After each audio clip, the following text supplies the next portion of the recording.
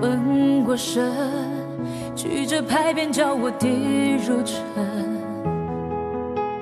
拘我魂，条条规训叫我忍了吞，笑我的虔诚，迈不出家门，要不正要我忍，浑身的走完这一生。可是我听见风来自海上和天空，他说别低头，低头便入牢笼。你是海浪，也是长风，怎可以上锁了？那心不服，管不住，是我眼中的刀锋。这世界容不下，那就刺破它吧。我的苦守，我的疼痛，终将转身。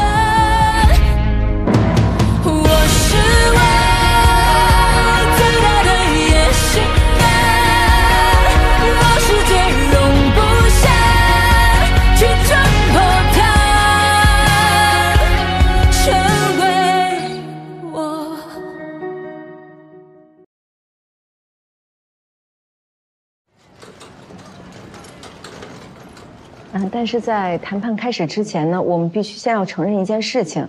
虽然您的律师是说拿出了2张印错的广告单，实际上一共有4张印错的广告单流失了出去。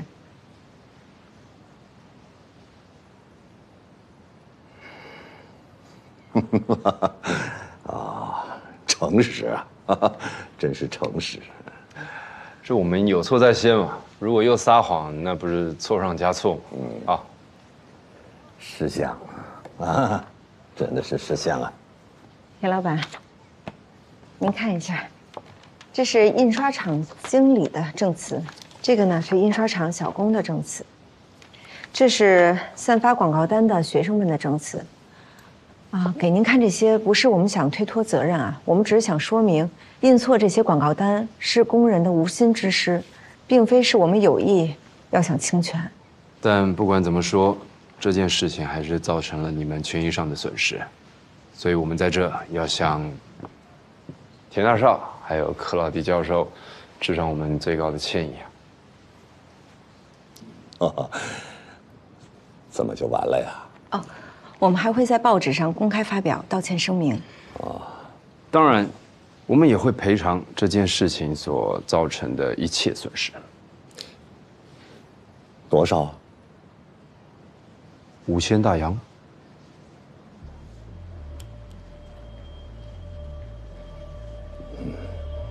大哥，我觉得跟你说多少遍了，在外头叫田总，田总。乖，叫田总啊。田总，我觉得其实可以考虑。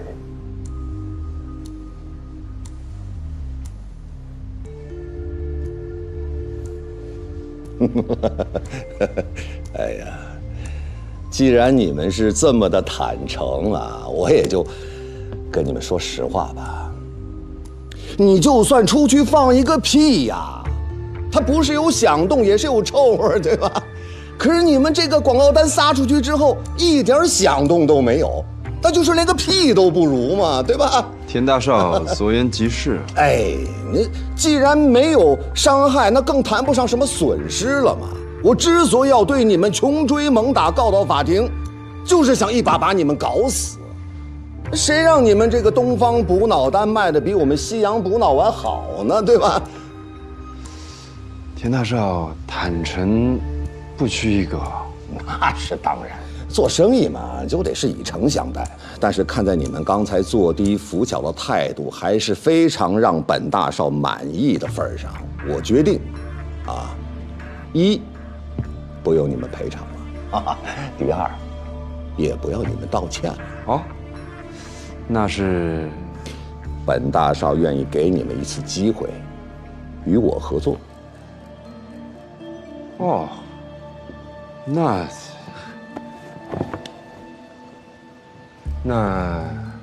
怎么合作？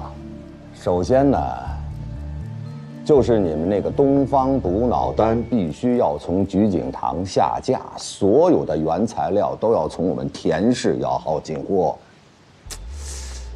哎，我们跟夏元夏老板已经有合作协议在先。毁约嘛，毁约。这毁约的金额缺多少我补给你们了。这不是钱的问题。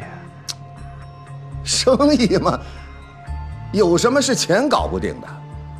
哦，对，还有一点啊，你们必须要去国药工会控诉，就说首源药庄以次充好，真假混卖。田老板，您这是想让我们无中生有啊？弃暗投明啊，这是总好过说是我在法庭上对你们穷追猛打，然后你们身败名裂，那个身无分文、倾家荡产吧，是吧？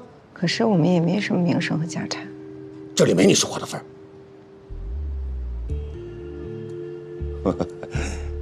你说呢？是跟着我干，还是同我对着干呀？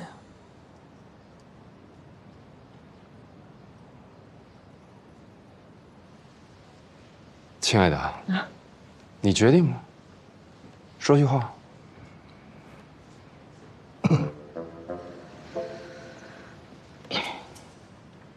田老板，我们文氏大药房啊，虽然是家小药房，但是毕竟我们是做正经生意的，所以我想了想，跟您对着干，更符合我们的本心。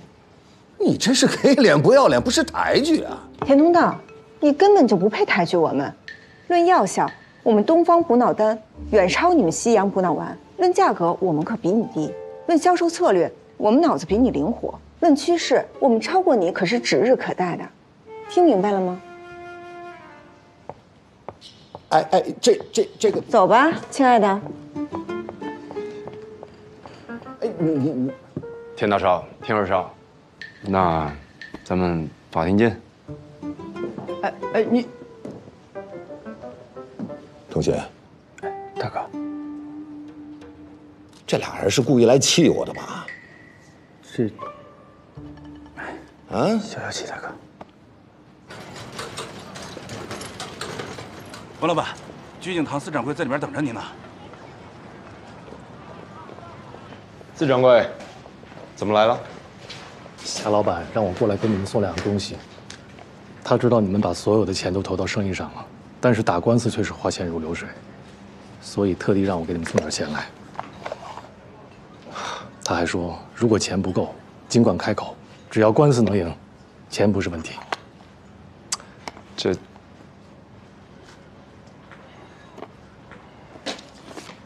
谢谢夏老板。谢谢夏老板。另外，这个是林春柏大律师的名片，夏老板已经安排好，请他出马帮你们打官司。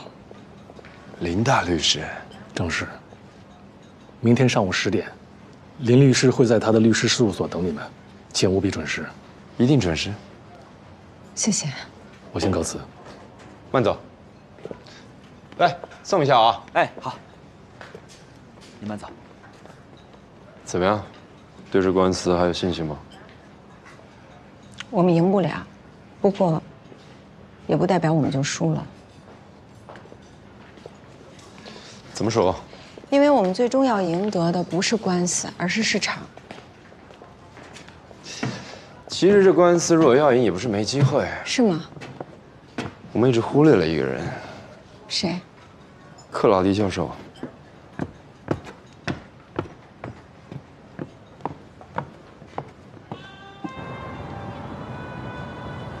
教授，哎，不能再喝了，你喝的太多了。没事。我们明天一早有事情，还要跟律师开会，你忘了？哥，我不开会。你什么时候喝够啊？只要你答应我最后一杯，好吧？最后一杯。我再上。先生，打扰一下，请问是田氏药号的黄先生吗？不错，有您的电话。哦，对，在那边，请。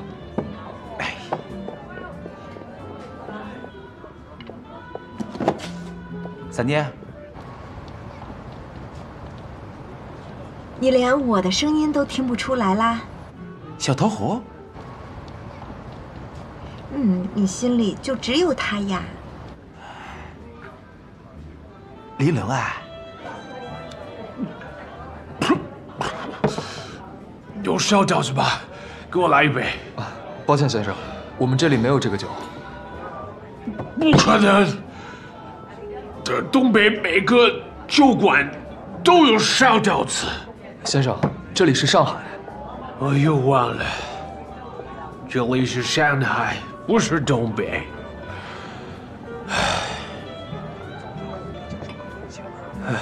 你很喜欢烧刀子？不喜欢，但只有烧刀子能让我忘记和娜塔莎分离的痛苦。谁是娜塔莎？啊，再给他一杯。你是谁？克劳迪教授，我是文氏大药房的文之秋。你好。喂，你再不说你的名字，我就挂电话了啊！不，哎，你再想想刘婉儿啊，也许你居然还有脸给我打电话是吧？啊！我告诉你，我是不会再上你的当了。That's what happened. 所以我在这边诚挚的希望您能原谅我们。I forgive you. Thank you. Я до нетерпения дорогих. Не засмущу это дало. 好，哎，先生，来。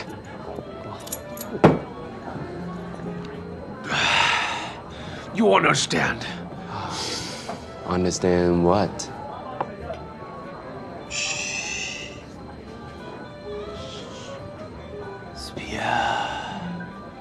Ушата, медведь шата, медведь шата, Zeus muri, Garasiata。干什么呀？啊！我告诉你，你不要再来找我，大家以后井水不犯河水。你要是真把我逼急了，我就去找你的丈夫，大不了大家同归于尽，鱼死网破。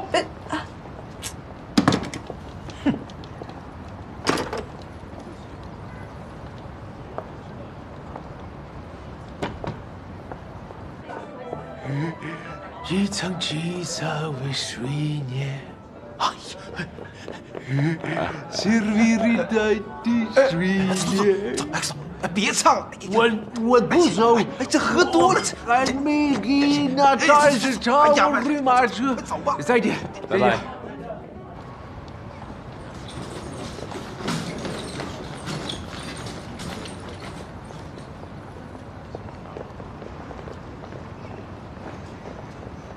怎么样？是不是时间不够啊？但我已经尽力了，我跟他聊了几分钟，不知道碰触到了黄德明什么伤心往事，他就把我电话给挂断了。你跟那个克劳迪教授聊得怎么样？什么都没聊上，他喝醉了。那我们是不是要想别的办法啊？有件事我就想不明白，什么事啊？这克劳迪教授，美国知名学者，为什么喝醉了就说俄语，唱俄语歌？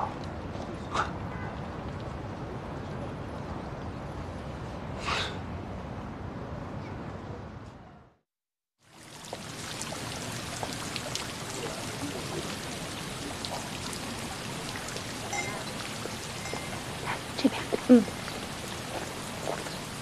你第一次来，给你介绍几个朋友。好。来，几位聊得好呀？哟，严太太啊，这是顾夫人啊，你好，顾夫人。这是周太太，你好，严小姐。幸会了，严小姐。这是白小姐，是童心的朋友。哦，就是那个电影明星吧？对，是她。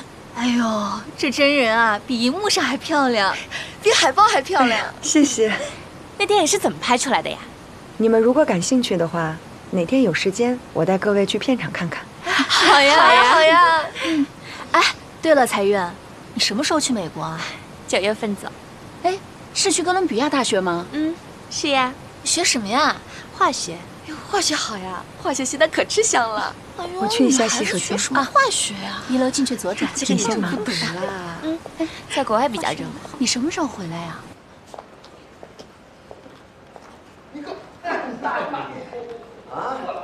我让你盯着文之乔和他不能说上话，不是你他妈干嘛去了？他们怎么就能聊上天了？我睡着，我保证我就多看了1分钟。1分钟，他们就说上话了。你给我慢点，撅着，撅高点。王八蛋，你还1分钟，你还是这样，我保证，他跟文之乔根本就没有说上一句话的。你怎么知道？你不是离开了吗？他喝醉了，他在唱歌啊。他唱什么歌？等一下，我想想，不是英文歌，不是英文歌。真的不是英文歌，我保。你以为你占便宜了？你不是英文歌，不是英文歌，坏了我的大事！你别拿我蠢货！你赶紧给我卷铺盖滚吧！我保证，我这个事我解决。来，给我站着！不打你，滚！这不打吧，老板，我本子上说不打你就不打你，我站着！这不打吧，老板，给我解决问题，你给次机会。滚！你个蠢货，这点小事都办不了，你怎么不去死啊你？哎，回来了，还没吃呢吧？哎，我呀今天做了条鱼，给你留了一半，特新鲜。你又给我留饭了？啊，怎么了？你吃了？我刚去了田家。受委屈了？没有，他们要是瞧不起你，我去骂他们去。放心吧，我不会让自己那么难受的。你在忙什么？林律师明天要的材料，我正在整理呢。你帮我把这绸缎铺和这裁缝铺的钱都结了。还有下1季度的房租，我也一起付了。韶华，等我下个月发了薪水，我还你。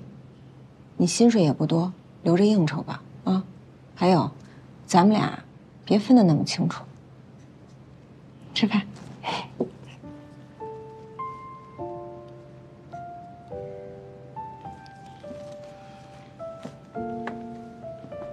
韶华，我今天在田家听到了一些事情。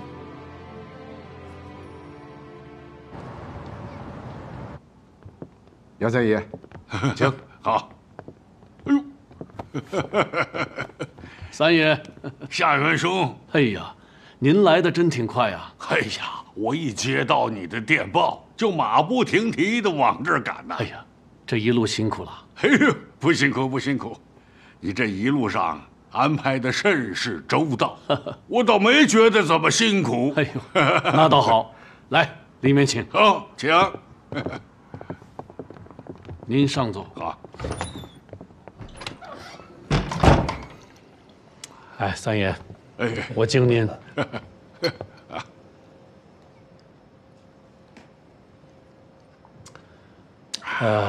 如果我没记错的话，三爷，咱们上次见面应该是3年前，在齐州。夏元兄，你是我兄弟，咱们就不用客套了。先说正事，等办完了正事，咱们再续兄弟情也不迟啊。三爷真是一如从前，还是那么耿直豪爽。你这么急着找我来，一定是出了什么大事了。不瞒三爷说，这次有劳您亲自来上海，是想让您帮我认一个人。谁？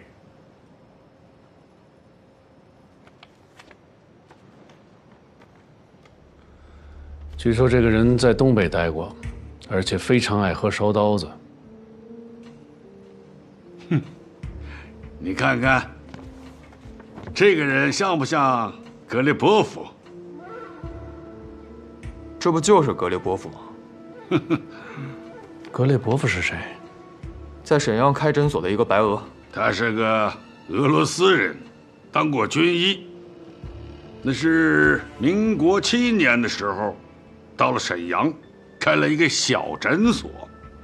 这个人很会做生意，招揽了一些中国的客户。还在我那儿进过药材，我手下的人都认识他。那他现在呢？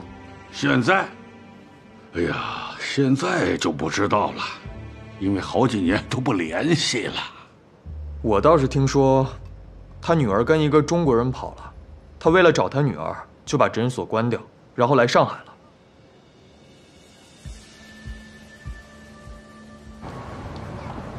我们请杨三爷出庭作证，证明这个克劳迪教授就是个冒牌货。这样的话，不仅这场官司打不下去了，就连田大少的西洋不脑丸也没法再卖喽。可是杨三爷是夏老板的合作伙伴，夏老板又是文氏大药房的股东，所以他的证词，主审官不会采信的。如果找人去美国取证呢？来不及了，下礼拜就开庭了。让田氏药号的人出庭作证，主审官总会相信吧？田氏药号的人为什么会来替我们作证？你刚才不是说了吗？田大少把克劳迪的助理给开了，或许我们可以利用一下那个人。哎，这倒是条路啊。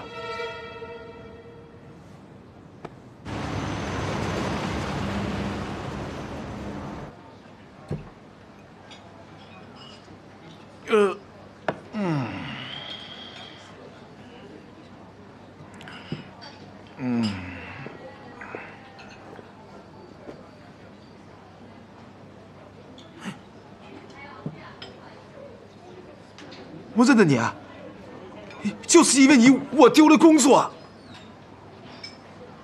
不好意思啊，我是上有老下有小，我一家6口人，我就指着这份薪水活。现在好了，田老板把我开除了，你说让我们怎么活？我可以帮你。你怎么帮我？钱，还是你想要一份比之前更好的工作？弄啥意思啊？只要你肯出庭作证。我不知道你在说什么。哎，这都不是秘密了。我已经知道他叫格列伯夫，是个白俄军医啊。你怎么知道的？坐，来。只要你肯出庭作证，那你全家的生活都不是问题。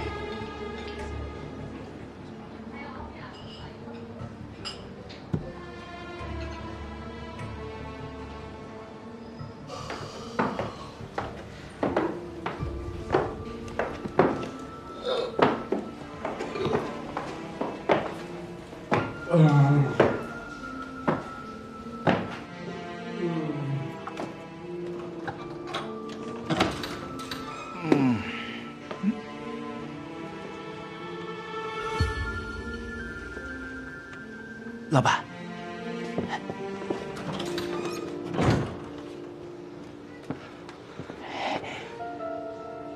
他们上钩了。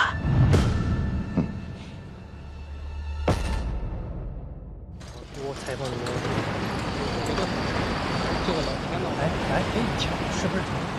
哎，田老板，是不是田老板？对。田老板，你对打赢这场官司有信心吗？田老板，听说您放言，不好意思啊，各位记者朋友，田老板说两句吧。田总现在不接受任何采访，大家这边请。来，好。这些人都是你找来的？应该是。太少了，多找些人来，不要怕花钱，把事情搞大一点。田老板，到处都没有找到克劳迪教授。去哪儿找他？酒店都找遍了，就是没有人。接着找门后头、床底下、什么桌子下面、粪坑里去找去。好的。大哥，这马上就开庭了，克劳迪教授还不到场，这官司怎么打？授权书在吗？律师在吗？这官司不照打吗？田老板，哎，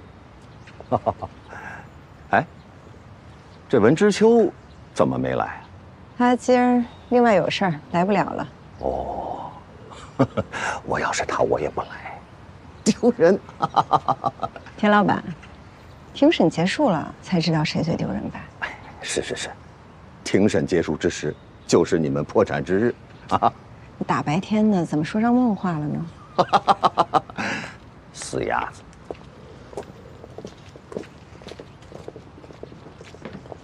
少华姐，我的记者朋友们都到了，您是想现在采访，还是等庭审结束之后？等庭审结束吧。主审官大人，克劳迪教授虽然不能亲自来到法庭，但是他委托我将如下证据呈交给法庭。这是克劳迪教授把自己发明的补脑元素转让给田氏药号的转让合同。克劳迪教授允许田氏药号使用其肖像权的授权书，还有，这是克劳迪教授亲笔书写的抗议信，强烈要求严惩文氏大药房的侵权行为。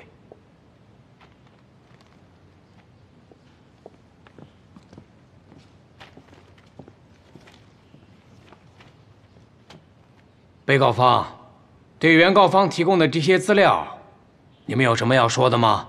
有。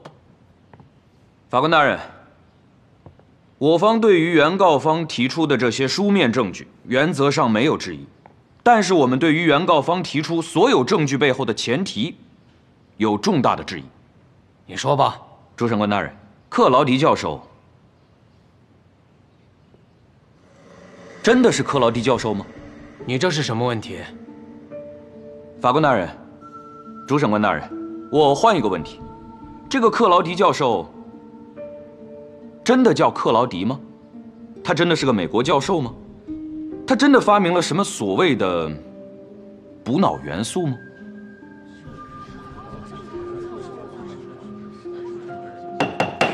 肃静，肃静！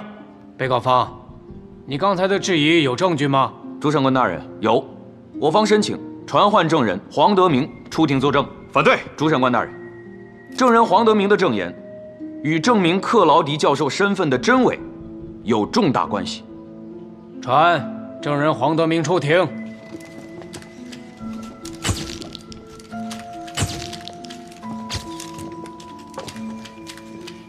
黄先生，黄先生，请您向法庭介绍一下自己。主审官大人，我叫黄德明，最近1年我是克劳迪教授的助理。主审官大人，黄先生已经作为克劳迪教授的助理达1年之久，想必您对于这位克劳迪教授已经非常了解了。可以这么说吧，这个世界上除了克劳迪教授本人之外，可能我是最了解他的了。那么接下来就请您如实的向法庭介绍一下，这位克劳迪教授他的真实姓名和真实身份。主审官大人，克劳迪教授的真实姓名叫做克劳迪斯皮特，他是美国费城药学院的教授，也是美国制药协会的名誉会长。不是，黄先生，我是说，请您如实的向法庭介绍一下克劳迪教授的真实姓名和真实身份。主审官大人，我曾经在美国费城药学院学习过，这是我的毕业证书，这是我的毕业照。我在这里郑重声明，克劳迪教授是地地道道的美国人，而且他是一位极具威望且非常受人尊敬的科学家。他本人拥有多项的发明，其中最重要的发明就是补脑元素。黄德明，我提醒你，现在是在法庭，欺骗法庭是重罪。我晓得，李律师，欺骗法庭肯定是重罪，所以我今天站在这里，绝不能撒谎。主审官大人，我所说的句句都是真话。什么情况？被告的证人为什么替原告说话？肃静！原告律师，你们还有没有什么想问的？主审官大人，被告证人已经说得很明白了，我们没有什么要问的了。那今天就先这样吧，休庭。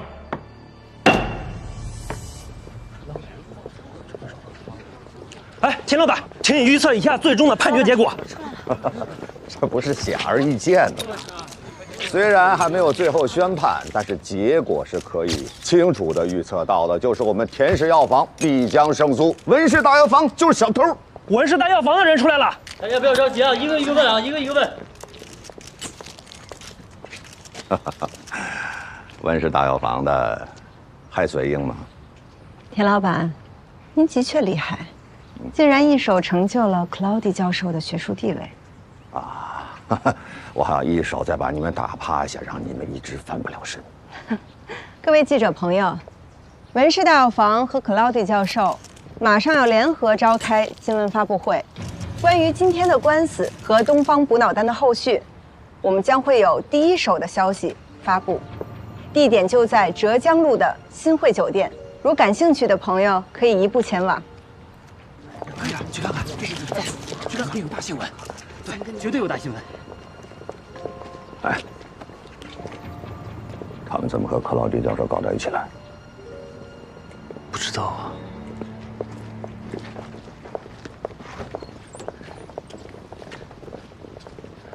梅西，老二，你也来旁听啊？老二，上车，别见着什么女人都走不动的。大哥，这是冰心啊！我知道，说的就是他。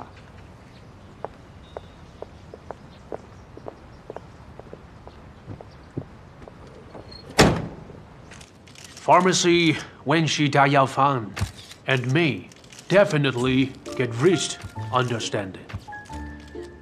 克劳迪教授已经与我们文氏大药房达成了一个互相谅解。I decide not to appeal again. 并且也决定不再上诉了。As you all know, I'm the professor of Philadelphia College of Pharmacy, honorary president of Pharmaceutical Research and Manufacturers of America.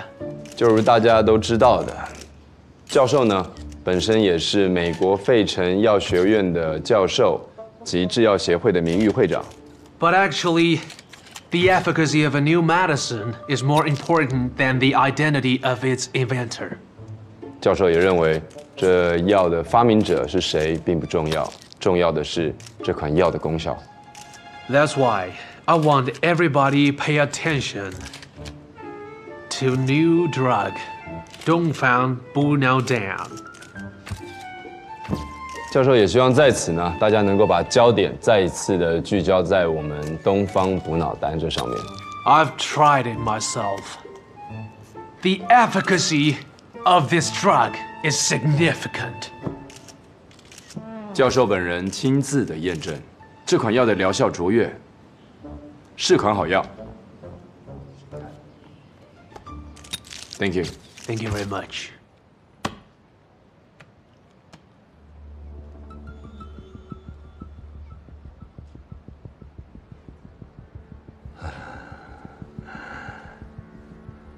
你说他们上钩了？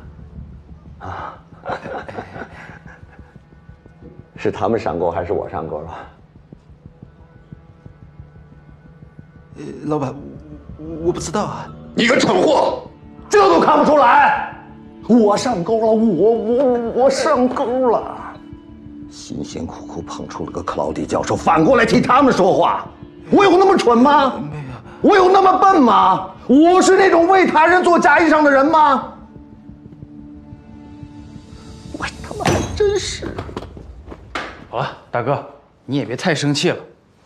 这样，我现在就去那个报馆，把那个白俄难民的底儿给掀了。哎呀，童心呐，你是真笨假笨呐！你把他的底儿掀了，那我们的药还卖不卖啊？脸还要不要啊？对呀。那怎么办，大哥？你问谁呢？你不知道，我能知道吗？连个小明星都搞不定，反过来还被他玩了，玩了之后还不能说我。大哥，你说什么呢？谁被小明星玩了？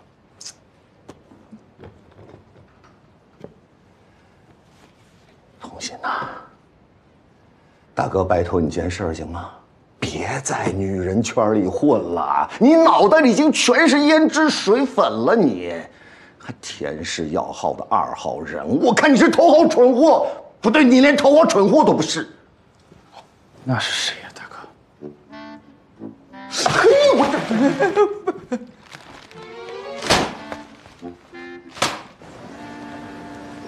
这Если бы не вы, Я бы не смог найти свою Наташу. Спасибо. 也谢谢你，配合了我们演了一出戏。我到了上海就一直在演戏，这点剧情不在话下。格列伯夫，我们该上车了。我要去见我的 Natasha 了。祝你们父女早日团聚。Наконец-то я смогу вернуться на свою вторую родину. Я смогу теперь жить под именем Глебова. 告辞。告辞了。一路顺风，三爷。请。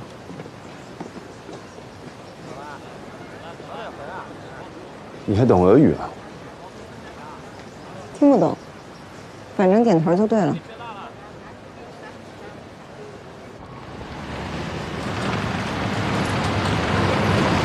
这次能打赢田大少，我可功不可没啊！来邀功了。我还要请赏呢。文老板，你打算怎么奖励我？请你吃饭。就一顿饭把我打发了？再给你包点奖金。包多少？100大洋。太少了吧？那你想要多少？我想要升职，而且我不要当那种普通经理啊，我要当副总经理。副总经理？嗯。你才来多久？我还要让你把我那1成身股变成银股呢。啊，升职可以商量，这银股……可是我觉得我的能力配得上副总经理，而且我对文氏大药房的贡献也值得1成银股啊。这样吧，我帮你升职，还帮你加工资，但这银股再说吧。那文老板，我还是辞职吧。反正我觉得经历这次田大少的事件，应该上海很多药房都想抢着要我吧。威胁我？对啊。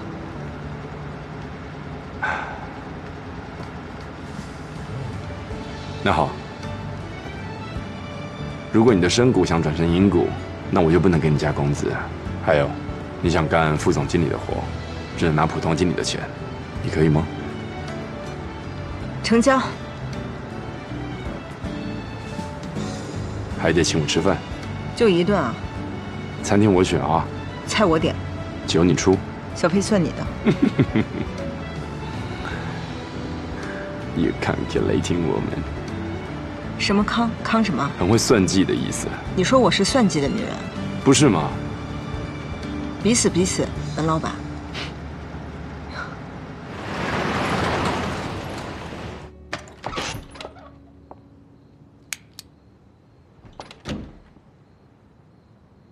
你在呀？你怎么不开灯呢？怎么了？我现在才知道，田家根本就没接纳我，他们只是想利用我，对付你，邀我入席，请我喝下午茶，让我听到黄德明被开除。这一切全部都是安排好的。是。